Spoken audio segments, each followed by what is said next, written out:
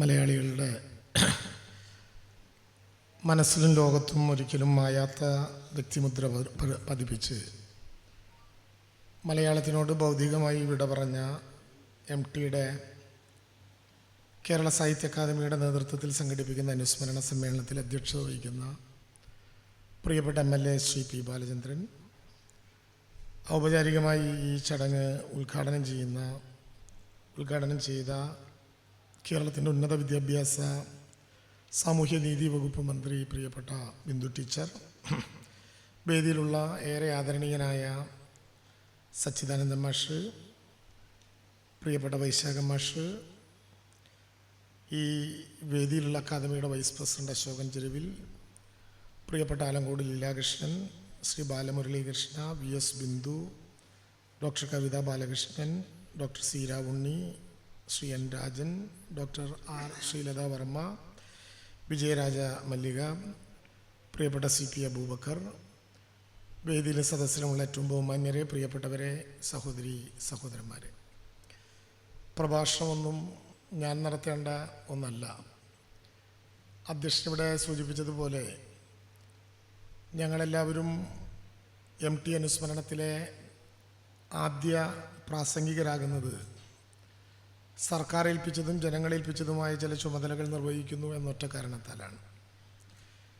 MTയെ ആഴത്തിൽ അറിയുകയും വായിക്കുകയും ദീർഘമായൊരു കാലം അത്തരം അനുഭവങ്ങളിലൂടെ കടന്നു പോവുകയും ചെയ്ത മലയാളത്തിൻ്റെ സാഹിത്യ ചക്രവാളത്തിലെ വലിയൊരു ടീമാണ് സാഹിത്യ അക്കാദമിയുടെ ഇന്ന് നടക്കുന്ന ഈ അനുസ്മരണ സമ്മേളനത്തിൽ സംസാരിക്കാൻ വേണ്ടി എത്തിച്ചേർന്നിട്ടുള്ളത്. അതുകൊണ്ട് ഏതെങ്കിലും വിധത്തിലുള്ളൊരു അധിക പ്രസംഗത്തിന് ഞാൻ മുതിരുന്നില്ല.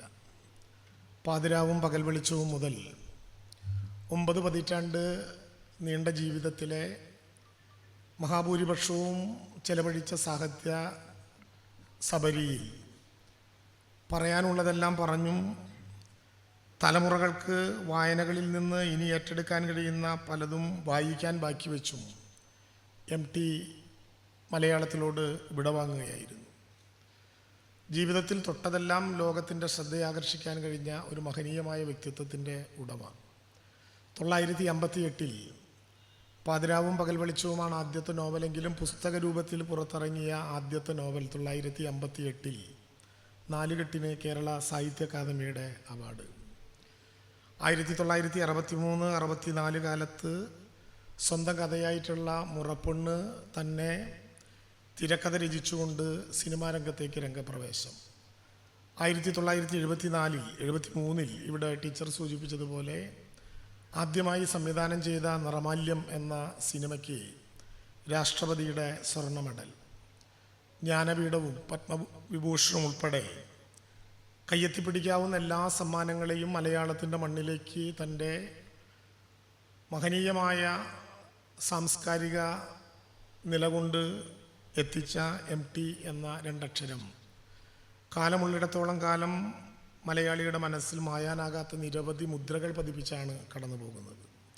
മരുമക്കത്തായത്തിൻ്റെ തകർച്ച, ഫ്യൂഡലിസത്തിൻ്റെ അതിഭീകരമായ തകർച്ച, പുതിയ വ്യവസ്ഥ ഉണ്ടായി വരുന്നത് വരെയുള്ള ജീവിതത്തിൻ്റെ സംഘർഷങ്ങൾ, അദ്ദേഹത്തിൻ്റെ കഥകളിൽ ഇതെല്ലാം നമുക്ക് കാണാം. നാലുകെട്ടിലെ അപ്പുണ്ണിയുടെ മനസ്സിലുള്ള അത്തരം സംഘർഷങ്ങളൊക്കെ വളരെ മനോഹരമായി ഒരു പുതിയ കാലത്തിന് ലോകത്തെ അറിയാൻ കഴിയുന്ന വിധത്തിൽ തലമുറകൾക്ക് വേണ്ടി MT എഴുതി വെച്ച് പോവുകയാണുള്ളത്. ആര്യനകം പോലെയുള്ള സിനിമകളിൽ MT തുടങ്ങിവെച്ച ഫ്യൂഡലിസത്തിനെതിരായിട്ടുള്ള വലിയ യുദ്ധം അദ്ദേഹം ജീവിതത്തിൻ്റെ എല്ലാ ഘട്ടത്തിലും അത് മുന്നോട്ട് പോകുന്ന തരത്തിൽ നമ്മുടെ ഇടയിലുണ്ടായി. ടീച്ചർ ഇവിടെ സൂചിപ്പിച്ചതുപോലെ കാലത്തിലെ സേതുവും അപ്പുണ്ണിയും സംഘർഷഭരിതമായ മാനസികാവസ്ഥയോടെ മലയാളിയുടെ മുമ്പിൽ രംഗപ്രവേശം ചെയ്ത ഭീമനും ഒക്കെ ഉൾപ്പെടെ MT ലോകമുള്ളിടത്തോളം കാലം കഥാപാത്രങ്ങളിൽ നിന്ന് കഥാപാത്രങ്ങളിലൂടെ നമ്മുടെ എല്ലാം ഒപ്പമുണ്ടാകും എന്നുള്ളതാണ് ഏറ്റവും പ്രധാനപ്പെട്ട കാര്യം. കൂടല്ലൂരും നിളയും ഒരിക്കലും ഒഴിവാക്കാൻ കഴിയാത്ത രണ്ട് ബിംബങ്ങളായി എഴുത്തിൻ്റെ എല്ലാ കാലത്തും നമ്മുടെ മുമ്പിൽ MT അവതരിപ്പിച്ചു വെച്ചു. വളരെ രസകരമായിട്ടുള്ളൊരു കഥയുണ്ട്. എനിക്ക് തോന്നുന്നു ആലങ്കോട് പറഞ്ഞാണ് ഞാൻ കേട്ടത്, അതോ വായനയിൽ നിന്നാണോ എന്നെനിക്കറിയില്ല. പുരോഗമന സാഹിത്യ സംഘടനയുടെ ഒരു മഹാസമ്മേളനത്തിൽ പോയി അദ്ദേഹം പ്രസംഗിച്ചു. ദൈവമില്ല എന്ന് വേണമെങ്കിൽ ഞാൻ വാദിച്ചു നിൽക്കും, പക്ഷേ കൊടിക്കുന്നത്ത് ഭഗവതി ഇല്ല എന്ന് പറയാൻ എനിക്കാവില്ല എന്ന MTയുടെ പ്രഖ്യാപനം. വളരെ രസകരമായിട്ടുള്ള പുരോഗമന കലാസംഘടനയുടെ സമ്മേളനത്തിൽ അദ്ദേഹം നടത്തിയ പ്രഭാഷണം എത്രമാത്രം ജീവിതത്തിൻ്റെ താഴെക്കിടയിലേക്ക് അദ്ദേഹം എത്തിച്ചേർന്നിട്ടുണ്ട് എന്നുള്ളതിൻ്റെ പല വിധത്തിലുള്ള അനുഭവങ്ങൾ നമുക്ക് പങ്കുവെക്കുകയാണ്. പുതിയ തലമുറയിലെ ആളുകൾ MTയുടെ കഥകൾ വായിച്ചാൽ ആ കാലത്തിൻ്റെ എക്കണോമിക്കൽ ഹിസ്റ്ററി തന്നെ നമുക്ക് ബോധ്യപ്പെടാവുന്ന വിധത്തിൽ കേവലം കഥയും കഥാപാത്രങ്ങളും മാത്രമല്ല, ലോകത്തിൻ്റെ എല്ലാ തലത്തിലും സർവതല സ്പർശിയായിട്ടുള്ള ഒരു അനുഭവമായി MT നമുക്കിടയിലെല്ലാം നിറഞ്ഞു നിൽക്കും. ഞാൻ ദീർഘിപ്പിക്കുന്നില്ല.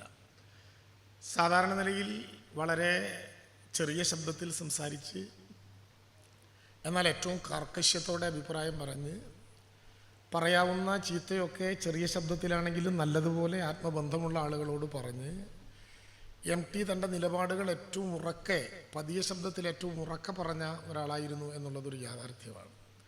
വേദിയിലിരിക്കുന്നതാര് എന്ന് നോക്കാതെ MTയുടെ നിലപാടുകൾ പ്രഖ്യാപിക്കും. ആ നിലപാടുകളിൽ നിന്ന് നിലപാടെടുത്താൽ പിന്നെ മാറ്റം MTയെ പോലെ ഒരു എഴുത്തുകാരൻ നടത്താറുമില്ല. ഏതെങ്കിലും ലാഭനഷ്ട കണക്കിൻ്റെ ഹരണഗുണന പട്ടികയിൽ തൻ്റെ തുലാസിൻ്റെ തൂക്കം കൂടാൻ ആർക്കും വേണ്ടി ഒരു അഭിപ്രായ പ്രകടനവും MT നടത്താറുമില്ല. അതെല്ലാം കാലത്തിനപ്പുറത്ത് MTയെ രേഖപ്പെടുത്തിയിട്ടുള്ള ഏറ്റവും മഹനീയമായ അനുഭവങ്ങളിലൊന്നാണ്. മന്ത്രിയായ ശേഷം ആദ്യത്തെ കോഴിക്കോട് യാത്രയിൽ MTയെ കാണാനുള്ളൊരു ആഗ്രഹം പ്രകടിപ്പിച്ചു.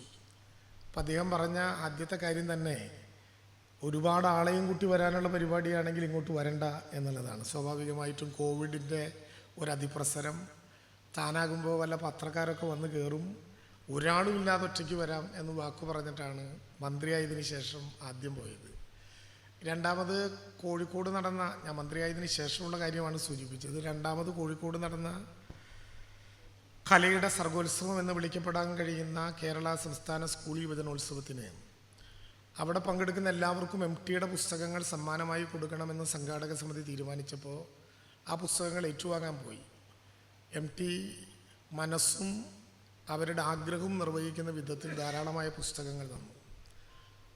പിന്നെയും തുടർച്ചയായിട്ടുള്ള കാഴ്ചകൾ തിരൂരിലെ തുഞ്ചമ്പറമ്പിൽ വെച്ചാണ് നവകേരള സദസ്സിനിടയിൽ കാണാൻ ഇടയായത്. അവിടെ വെച്ചും കുറഞ്ഞേ സംസാരിക്കുള്ളൂ എങ്കിലും MTയുടെ പ്രത്യേകത നമ്മളെ പോലെ അസ്വസ്ഥത പ്രകടിപ്പിക്കില്ല. പലപ്പോഴും കേൾക്കാൻ കഴിയുന്നതോടത്തോളം കേട്ടിരിക്കും. പ്രതികരണങ്ങൾ ചിലപ്പോൾ അധികം ഉണ്ടാകില്ല. എന്തായാലും ഒരു തലമുറയ്ക്ക് വേണ്ടി എഴുതിയ എഴുത്തുകാരനായിരുന്നില്ല MT. തലമുറകൾക്ക് വേണ്ടി ജീവിച്ചിരിക്കുന്ന കാലത്ത് അദ്ദേഹം എഴുതി. ഇനി വരാനിരിക്കുന്ന തലമുറകൾക്കെല്ലാം ഒരു സാംസ്കാരിക ഡയറക്ടറി പോലെ, വായനയുടെ ഉറവ പറ്റാത്ത ഒരു ആശയം പോലെ MTയെ വായിച്ചുകൊണ്ടേയിരിക്കും. 9 പതിറ്റാണ്ടിൻ്റെ ജീവിതകാലത്തിനിടയിൽ അദ്ദേഹം പറഞ്ഞു വെച്ച കഥകളെക്കാൾ കൂടുതൽ ആ കഥകളിൽ നിന്ന് വായിച്ചെടുക്കാനുള്ള അനുഭവങ്ങൾ മലയാളിക്ക് കൂടുതൽ കരുത്തു പകരും. MD കരുത്തുറ്റൊരു ഓർമ്മയാണ്. MD മരിക്കുമ്പോൾ യാത്രയിലായിരുന്നെങ്കിലും ആദ്യത്തെ കോൾ വന്നത് മുഖ്യമന്ത്രിയുടെ ഫോണിൽ നിന്നാണ്. നാളെ നമ്മൾ തീരുമാനിച്ചതനുസരിച്ചിട്ടുള്ള ക്യാബിനറ്റ് മാറ്റിവെക്കുകയല്ലേ എന്നായിരുന്നു ചോദ്യം. അന്ന് ബുധനാഴ്ച ക്രിസ്തുമസ് ആയതുകൊണ്ട് 26-ാം തീയതി വ്യാഴാഴ്ചയ്ക്കാണ് ക്യാബിനറ്റ് വെച്ചിരുന്നത്. 26-ാം തീയതിയിലെ ക്യാബിനറ്റും 26, 27 തീയതികളിൽ നടക്കുന്ന സർക്കാരിൻ്റെ എല്ലാ പൊതുപരിപാടികളും മാറ്റിവെക്കാൻ ആ മിനിറ്റിൽ മുഖ്യമന്ത്രിയുമായി നടത്തിയ സംസാരത്തിൽ തന്നെ ഞങ്ങൾ തീരുമാനമെടുത്തു, മിനിറ്റുകൾക്കകം അറിയിച്ചു. അതുകൊണ്ട് MTയോടുള്ള സർക്കാരിൻ്റെ ഐക്യദാർഢ്യമോ സർക്കാരിൻ്റെ ബഹുമാനമോ തീരുന്നില്ല. MT ജീവിച്ചിരിക്കുന്ന കാലം മുഴുവൻ ലോകത്ത് മലയാളം അറിയാവുന്ന മുഴുവൻ പേരും, മലയാളത്തിൻ്റെ അതിരുകളും കടന്ന് കാലദേശങ്ങൾക്കപ്പുറത്ത് പല ഭാഷയിലേക്ക് MT എഴുതപ്പെട്ടിട്ടുണ്ട് എന്നുള്ളതൊരു യാഥാർത്ഥ്യമാണെങ്കിലും മലയാളത്തിൻ്റെ മനസ്സറിഞ്ഞ് മലയാളിയോട് സംവദിച്ചിരുന്ന മഹനീയനായ ഒരു എഴുത്തുകാരൻ്റെ മുമ്പിൽ, ഓർമ്മകൾക്ക് മുമ്പിൽ ശിരസ്സു നമിക്കുന്നു. സർക്കാരിനും കേരളത്തിലെ മലയാളികൾക്കെല്ലാം വേണ്ടി ആദരാഞ്ജലികൾ അർപ്പിക്കുന്നു. അദ്ദേഹം ഇരുന്ന ഈ സാഹിത്യ അക്കാദമിയുടെ അങ്കണത്തിൽ വെച്ച് തന്നെ സാഹിത്യ അക്കാദമിയുടെ പ്രസിഡൻ്റായി അദ്ദേഹം ഇരുന്നിട്ടുണ്ട്. പ്രിയപ്പെട്ട ആലങ്കോടും KP രാമനുണ്ണിയും നന്ദേട്ടനും ഒക്കെ കൂടി നേതൃത്വം നൽകുന്ന തുഞ്ചത്ത് സ്മാരകത്തിൻ്റെ ആജീവനാന്തകാല ഭാരവാഹിയായി അദ്ദേഹം ഇരുന്നിട്ടുണ്ട്. അദ്ദേഹം ഇടക്കാലത്ത് പറഞ്ഞിരുന്നു, കോഴിക്കോട് കേന്ദ്രീകരിച്ചുകൊണ്ടൊരു films academy, Pune film institute പോലെ ഒരു ഇൻസ്റ്റിറ്റ്യൂട്ട് സ്ഥാപിക്കണമെന്നാണ് ജീവിതത്തിലെ ഒരു പ്രധാനപ്പെട്ട ആഗ്രഹം. പൂനെ ഫിലിം ഇൻസ്റ്റിറ്റ്യൂട്ടിൻ്റെ ഡയറക്ടർ ബോർഡ് അംഗമായിരിക്കുമ്പോൾ അവർക്ക് വേണ്ടി ക്ലാസ് എടുത്ത അനുഭവവും സാധാരണ MT അദ്ദേഹത്തിൻ്റെ ഓർമ്മകൾ പങ്കുവയ്ക്കുന്ന നേരത്ത് അപൂർവമായ സദസ്സുകളെങ്കിലും പറയാറുണ്ട് എന്നോർത്ത് കോഴിക്കോട് വെച്ച് തന്നെ രൂപീകരിക്കണമെന്ന് അദ്ദേഹം ആഗ്രഹിച്ച ഒരു ഫിലിം സെൻറ്റർ അഥവാ പൂന ഫിലിം അക്കാദമി പോലെ ഒരു പ്രധാനപ്പെട്ട കേന്ദ്രം അദ്ദേഹത്തിൻ്റെ ഓർമ്മകൾക്ക് മുമ്പിൽ നമുക്ക് സ്ഥാപിക്കേണ്ട ഒന്നുകൂടിയാണ് എന്നോർത്തെടുത്തുകൊണ്ട് ഒരിക്കൽ കൂടി ആദരാഞ്ജലികൾ അർപ്പിച്ച് ശിരസ് നമിച്ച് ഞാൻ എൻ്റെ വർത്തമാനം അവസാനിപ്പിക്കുന്നു. നമസ്കാരം.